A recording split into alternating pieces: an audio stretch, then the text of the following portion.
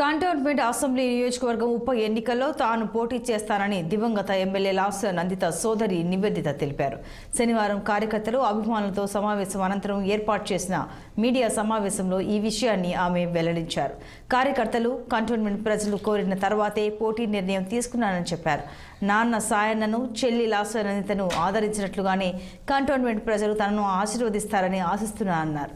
త్వరలో BRS chief KCR ను కలిసి భవిష్యత్ కార్యాచరణ ప్రకటిస్తానని తెలిపారు.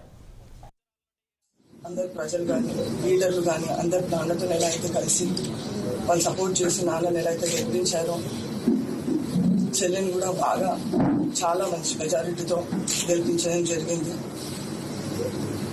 ఎంత కష్టం ఉన్నా కానీ అందరు లీడర్లు వాళ్ళంతటా వాళ్ళ కష్టపడి చెల్లికి మంచి మెజారిటీ తెచ్చారు.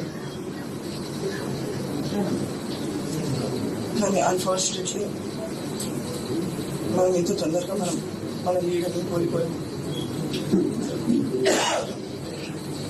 ఈరోజు అందరూ లీడర్లు, అందరూ ప్రజలు అంతనే స్ట్రాంగ్గా నన్ను సపోర్ట్ చేస్తూ ఈ బరిలో నిల్చోవాలనేసి సజెస్ట్ చేశారు. వాళ్ళందరి సపోర్ట్తో నేను ఎలక్షన్లో నిల్చుందామనేసి డిసైడ్ చేశాము. మేము ఇక మా కేసీఆర్ గారిని కలిసి ఇంకా ముఖ్యమైన డెసిషన్స్ అన్ని తీసుకొని ముందర ఏం చేయబోతుంది.